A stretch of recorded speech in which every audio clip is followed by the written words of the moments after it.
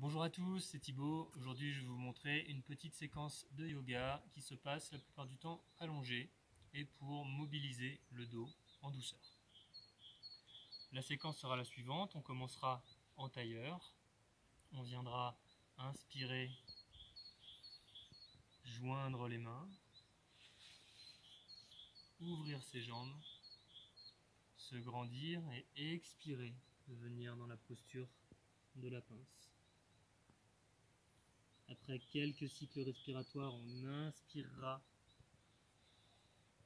pour se redresser dos plat et on expirera pour venir s'allonger au sol.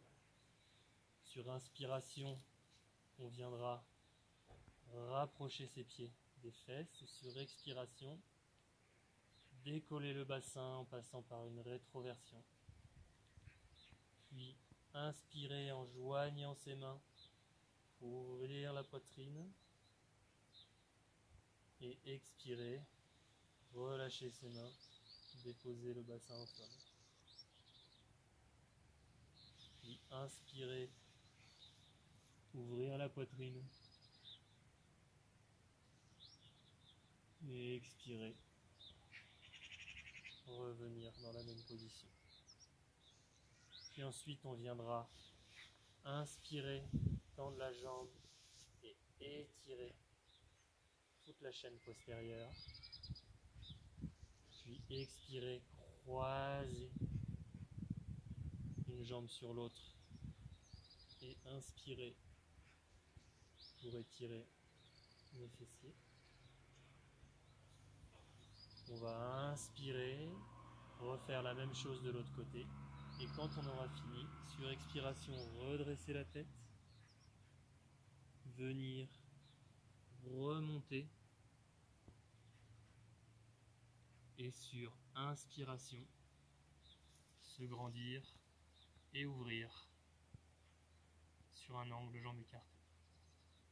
On viendra expirer pour descendre,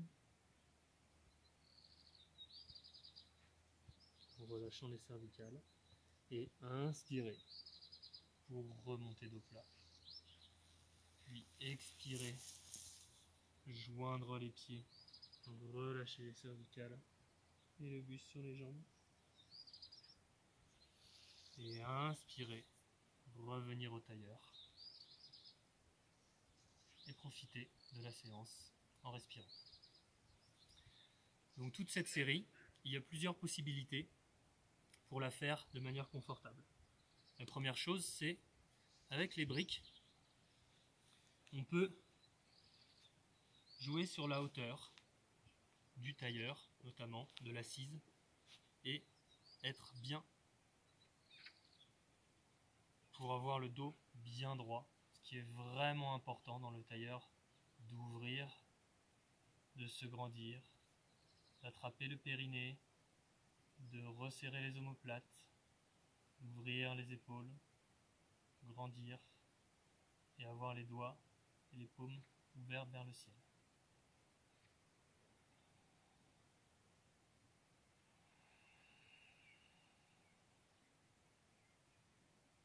Toujours avec une respiration en arrière-gorge, exclusivement par le nez.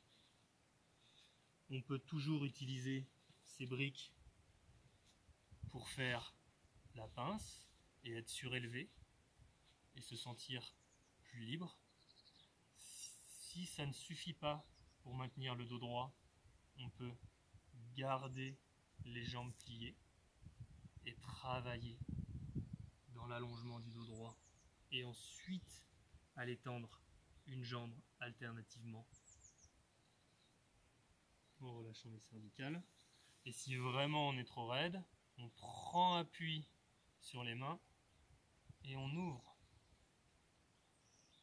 le bas du dos et la poitrine.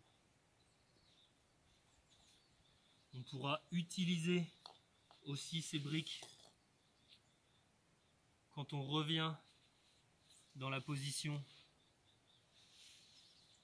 après le demi-pont pour venir ici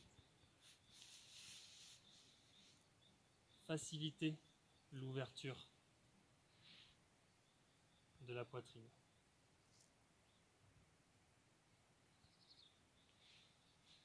Et puis, on pourra utiliser une sangle ou un élastique ou une corde quand on sera dans la position où on veut étirer toute la chaîne postérieure d'une jambe, en mettant la corde derrière son pied, on tend l'autre, et là pour tirer, au lieu de tirer en traction avec les bras, on va penser à tirer en venant resserrer les omoplates vers le bas,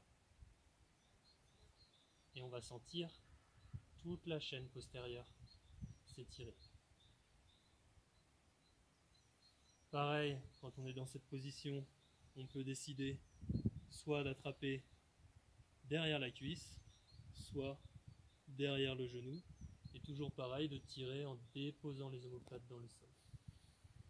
On pensera dans toutes ces positions à faire des cycles respiratoires profonds, et on pensera à utiliser les inspirations et les expirations pour se déplacer d'une position à l'autre. De manière générale, quand on va vers une position où on se referme, on utilisera l'expiration, et une position où on s'ouvre, on utilisera l'inspiration. Quand on terminera à la fin ici, on pourra aussi à nouveau utiliser des briques, ou plier les jambes, ou mettre les mains derrière les fesses, en fonction de sa souplesse. Pour les personnes très souples, on essaiera de faire un angle droit avec les jambes écartées pour ne pas travailler en surouverture. Voilà, n'hésitez pas à travailler à votre rythme en faisant des cycles respiratoires bien profonds, en respirant bien par le nez, et puis toujours en vous posant à la fin de la séquence pour profiter des bienfaits de celle-ci. Voilà, j'espère que ça vous aidera. Bonne journée à tous.